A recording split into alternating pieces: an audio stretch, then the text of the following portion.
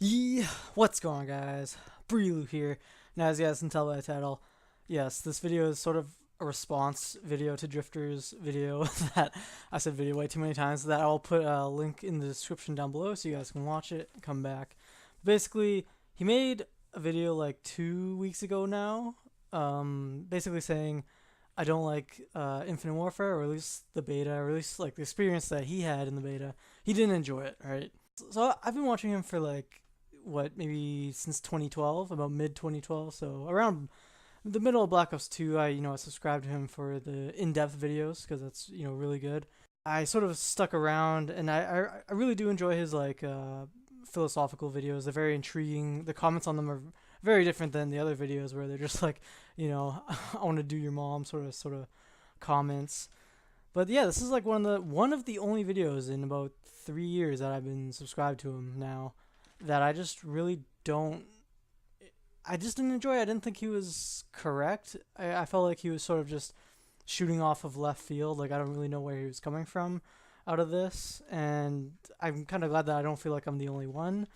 So I watched like B Dobbin's video, which he didn't directly name it. Sort of, it wasn't really a direct response to his video, but he sort of mentioned it here and there that like he was kind of complaining about stuff that is kind of like the staple of Call of Duty in his video. And then also I watched like an exclusive Ace video where he was kind of like correcting or breaking down what Drift0r said was kind of wrong in the video that he thought.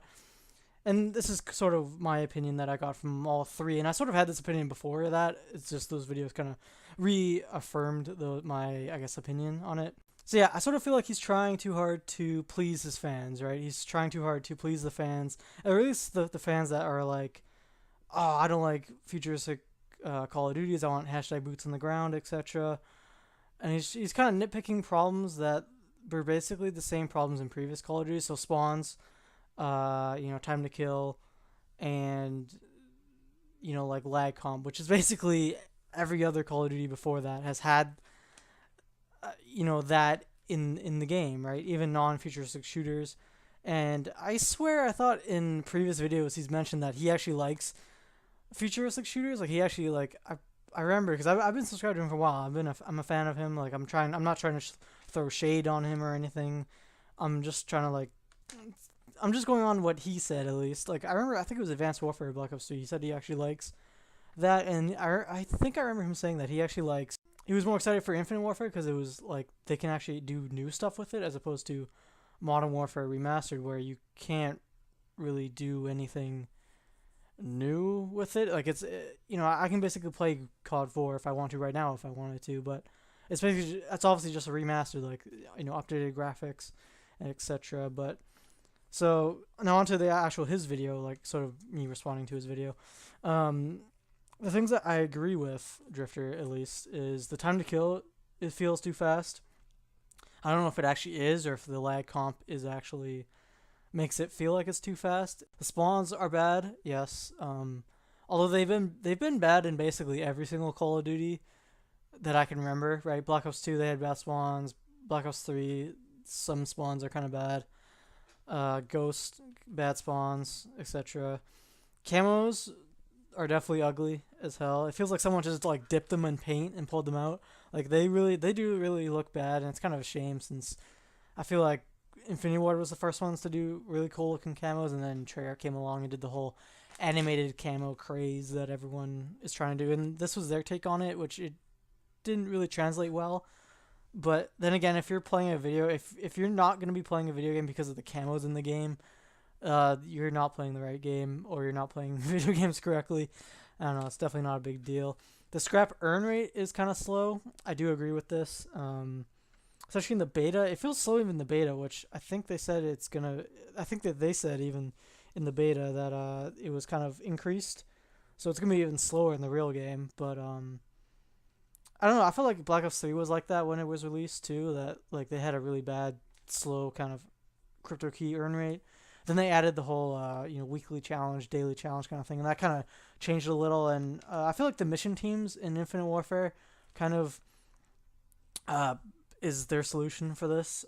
So if you guys don't know, there was like two missions or two teams available in Infinite Warfare that you could basically choose between, and if you rank them up, they would basically give you salvage and different gun variants.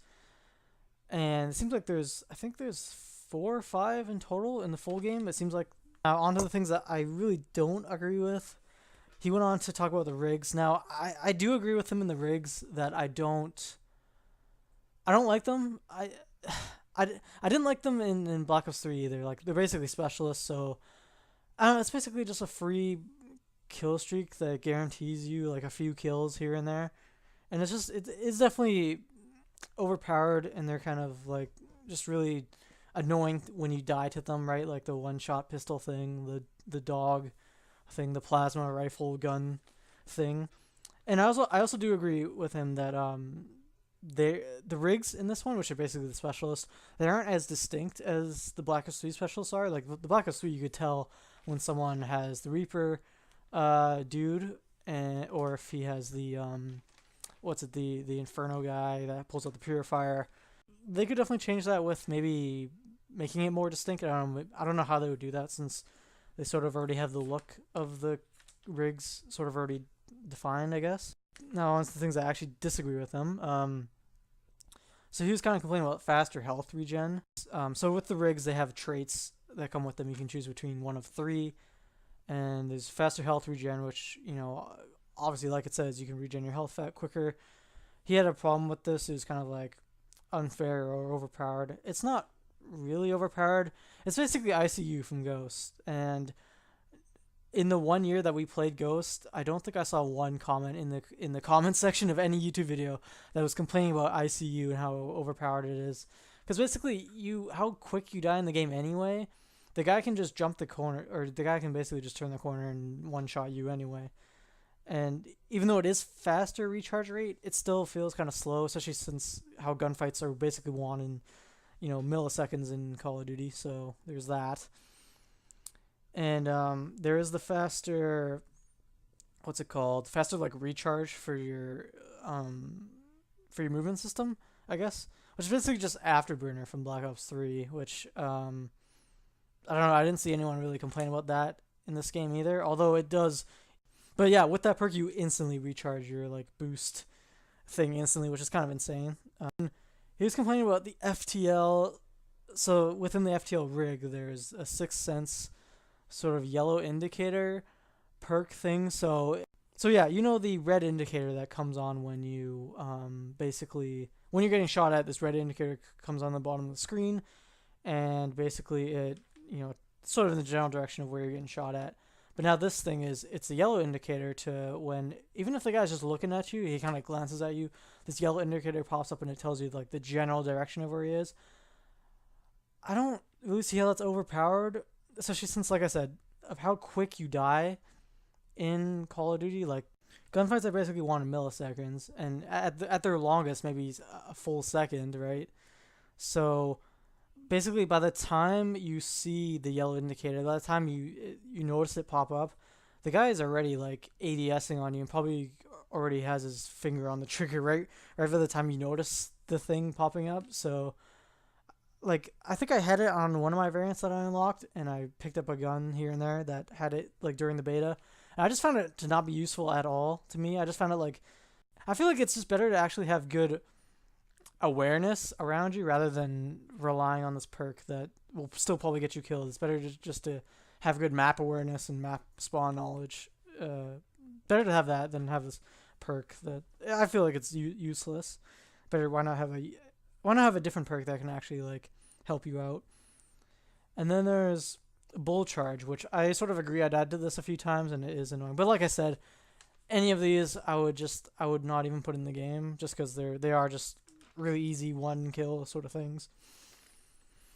But so it's this thing that he even showed in his gameplay or his video, that it like you can instantly turn it on, and it's like this thing that charges you. It's kind of like he puts on a riot shield and then charges the guy, and it like kills him.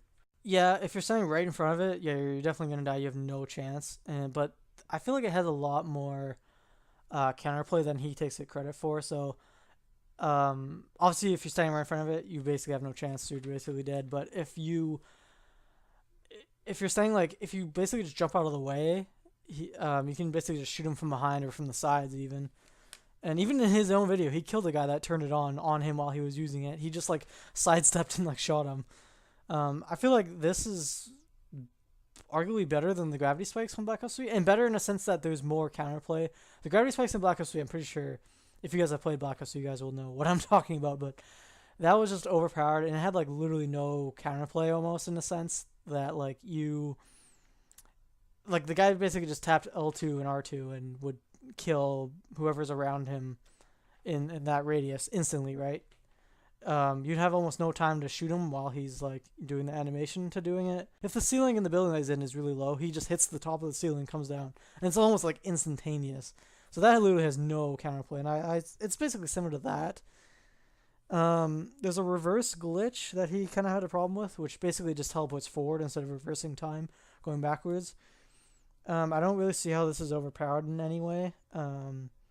Just like a slight 10 feet boost forward every 2 times, 3 times if you're lucky, or if you're doing really good in a game.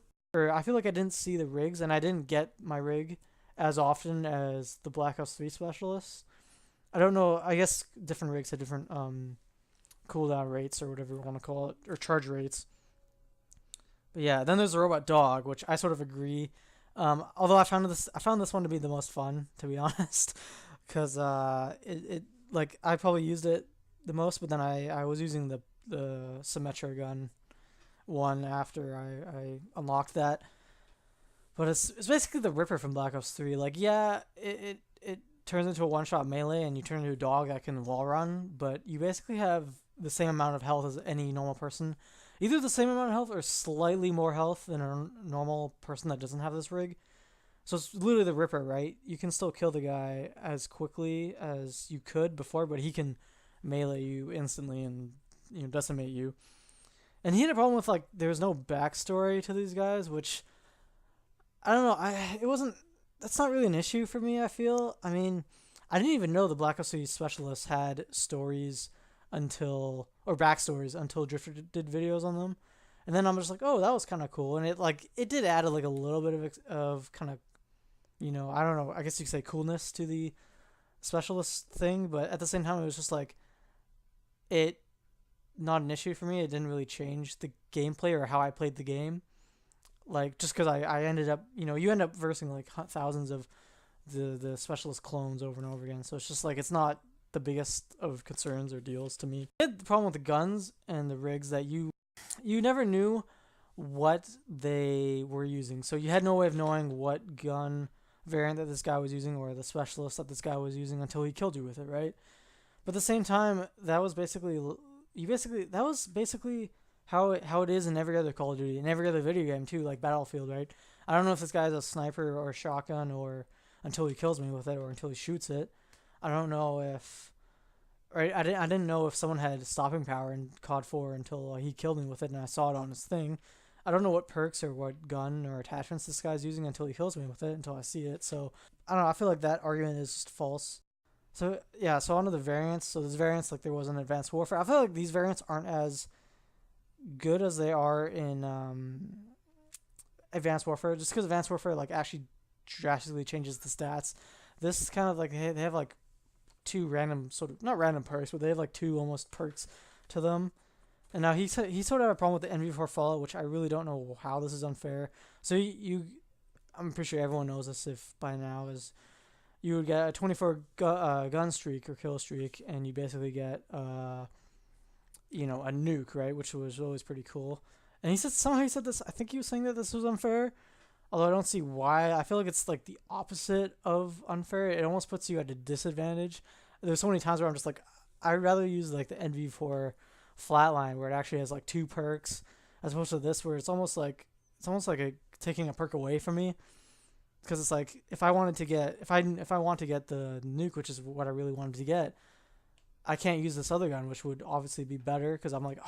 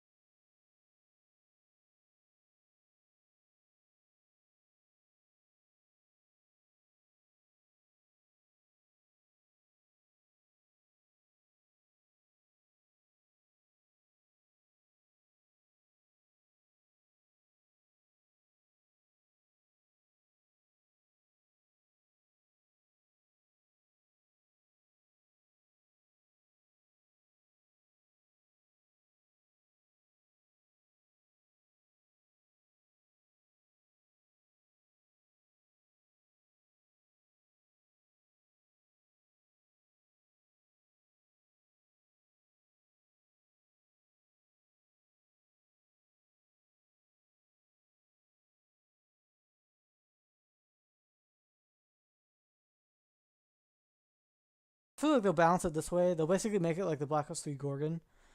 So you know, if you play Black Ops 3, you guys will know what I'm talking about. But it's basically the Gorgon is a 2-shot LMG, but it shoots like insanely slow, and basically people can outstrafe your people can literally move in and out of your bullets while you're shooting constantly through them. Basically, just do that, and I didn't see anyone complain about the Gorgon being overpowered at all during the 1 year that I've been playing Black Ops 3. And he complained about the this Oni one-shot variant of this pistol. So I was lucky or unlucky enough, I guess, to get this variant, which basically, so Oni is like a full auto pistol, but it kind of turns it into the RW1 from Advanced Warfare with a little bit of Tempest action to it. So it turns it into a one-shot, one kill, but you have to like hold on the trigger and it charges the pistol. And so there's like a delay between when you shoot and when it actually fires. You have to reload after every shot. So it's like, I used it, I'm like, it was kind of cool one-shotting people, but at the same time I was like, if I missed my shot, I was basically dead. So it's like the Moors of the RW1 from Advanced Warfare. And he felt like the movement was a lot worse in Infinite Warfare than it is in Black Ops 3. So if Black Ops 3 is an A+, Infinite Warfare is like a B- or whatever, right? I feel like it's the other way around. I felt like it was less reliant on the movement system. Like, it was almost better to be boots on the ground. Like, it was maybe 80 to 90% boots on the ground as opposed to Black Ops 3, which is more 75%. And I felt like it was better to just stay on the ground instead of like jumping and like, jumping around the corner, flying at them and then shooting at them. I felt like it was better to stay on the ground. I don't know if it's just me or if it's like in the actual mechanics of Infinite Warfare, to where maybe I felt like my aim assist got wonky when I did that, or maybe I just have a bad shot, or maybe I didn't test it out quite good enough. But like, it was arguably that makes it better, is that there's a lot less reliance on kind of fly shooting and, you know, sort of flying around and doing all that stuff. But yeah, those are honestly my opinion. I also did my first impressions of Infinite Warfare. If you guys haven't seen that, I'll leave a link to it down below. There's all links down below. I'll also leave a link down to Drift0r's channel. He's still a really cool YouTuber. He's probably like the most, definitely one of the best COD YouTubers. He definitely usually does his facts. He checks his facts and does his like due diligence and whatnot. But I just feel like I don't want to say wrong, because video games, anything sort of art related, so video games, movies, books, it's all like subjective, right? So I can look at a piece of painting with like, you know, just a bunch of paint brushes, strokes on it, like not even an actual picture, right? Or a picture of an apple, and I could be like, okay, that's kind of cool. And someone else would be like, oh, this is a masterpiece, this is art, right? Like, two people can look at the same thing and have two different widely opinions. And so obviously he can have his own opinion. He probably actually generally does dislike Infinite Warfare, or I could be correct and he could be just trying to like cater toward the COD community to make him feel like he's not in the pockets of Activision so much. But, you know, either way, I don't know. We have to wait to see until the full game is released to make, I guess, a full opinion on the game. Also, which I'm surprised that he didn't make a video on this either, which is why I'm sort of making this video as well. I thought that for sure he was going to, but Infinite Warfare or Infinity Ward released like sort of a thing on Twitter where they said that they changed a lot from the beta to the actual game. So they said that they fixed spawns, they fixed the snipers, they buffed shotguns, which I kind of don't agree with, because I don't really like shotguns. I feel like they're kind of overpowered to begin with, and a few other things here and there. And he didn't make a video on it, and I understand why he didn't make a videos on Infinite Warfare before, but I don't know. I feel like maybe he's trying to stray away from Call of Duty. Maybe he doesn't want to be a Call of Duty channel anymore, right? And it's sort of fair to him, right? Because he does that as sort of his job. So like, I can't imagine playing. Even me, I've been playing Overwatch a lot more than I've been playing Black Ops 3. Like, I haven't literally touched Black Ops 3 in like 2 months. I've been playing a lot more Overwatch. So, you know, I can't imagine, you know, doing it for 8 hours and then doing like, you know, 300 videos on it per year on each new Call of Duty. But I don't know, to each their own. Like I said, just wait. I'm going to wait till the full game to reserve my full judgment. Hopefully they changed a lot of the stuff. I still really enjoyed it even in the beta. I had a lot of fun with it. So it was a little bit of a different video. So hopefully you guys enjoyed, and leave a like if you guys are new, and subscribe. And we'll see you guys on the next one. Peace.